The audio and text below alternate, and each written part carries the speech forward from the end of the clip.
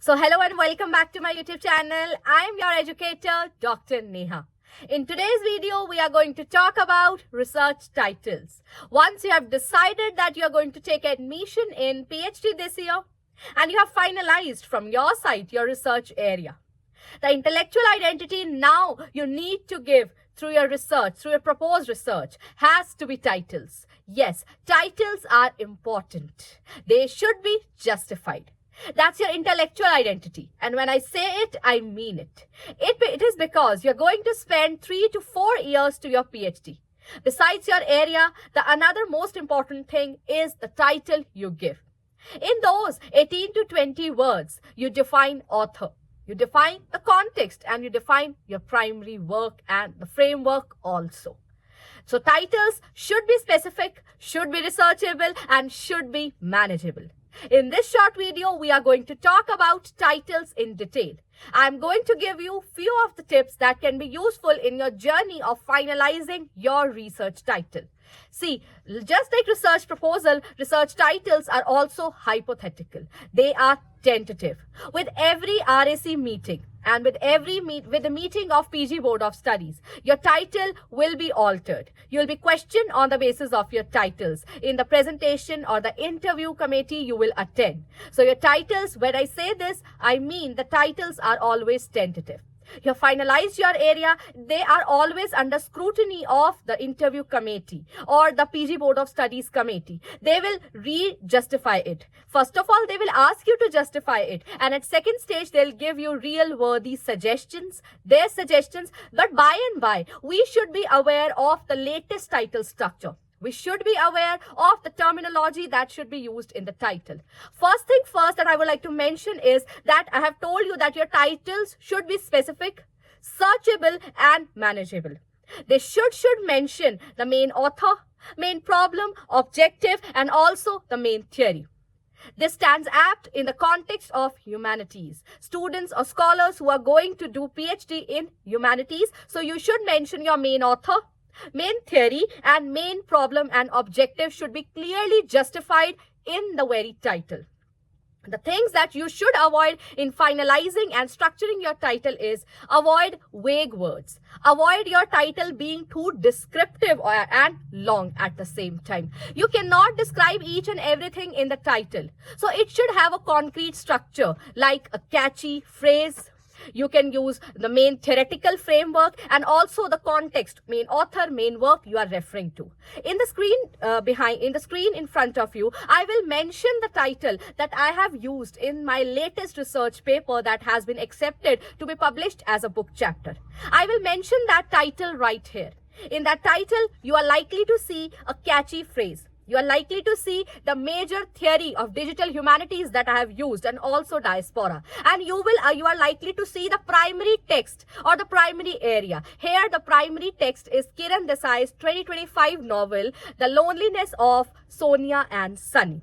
That's the primary work. Digital humanities and diaspora has to be the framework or the theory, and the catchy phrase that I've used is of network loneliness. In this very paper, I am challenging the ideals of diaspora. Diasporic studies are taken to be as in association with loneliness. Sense of loneliness, sense of self, questioning identity. When you are at a sort of exile from your family, you just meet up occasionally. But during this century, the century we are living in, our loneliness has been networked. And how it has been networked? All because of the digitization of the world. All because of digital platforms, social media platforms like Facebook, Instagram, and WhatsApp. We are much more connected.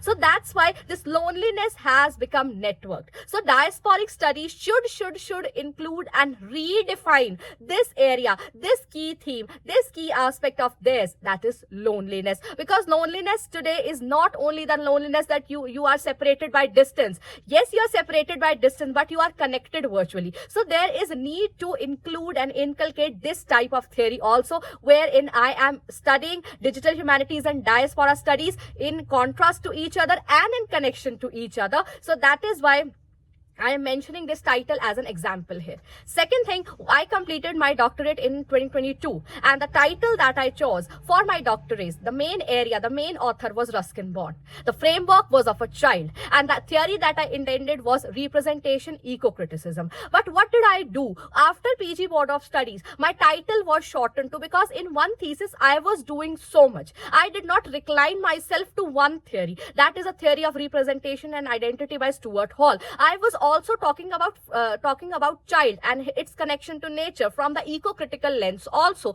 So in that case, my title was shortened to Child in Ruskin Bond's Selected Works. But prima facie, what did I do? I took on the theory of representation because I questioned and I represented and reviewed and researched the presence of the concept of child in Ruskin Bond's selected work. And I also studied that in relation to nature. In that case, I employed the theory of eco-criticism also. So you must, my dear students of humanities, especially English literature, you must have a literary theory by your side and an author or a primary work that you intend to do. So if you want me to continue this series of research proposal and talk about review of literature and also talk about few more quirks of writing a research proposal, you let me know in the comment section below. But before I leave, I would like to add one more thing here, that in your title, try to avoid some vague aspects, some vague comments, some vague phrases like some aspects, a critical study of, because they are surely truly out of trend now. In that case, you can use academic words I am mentioning here.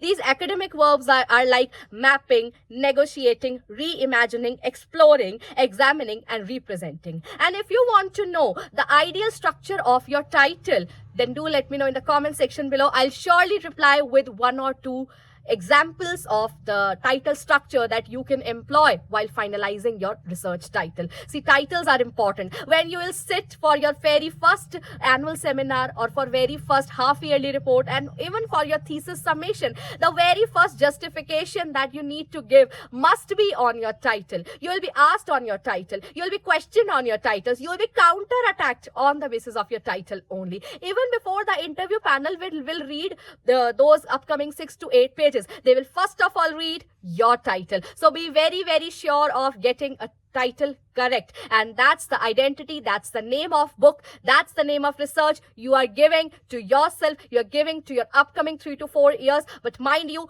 do work very hard in finalizing the titles, since they are very, very important. Thank you so much.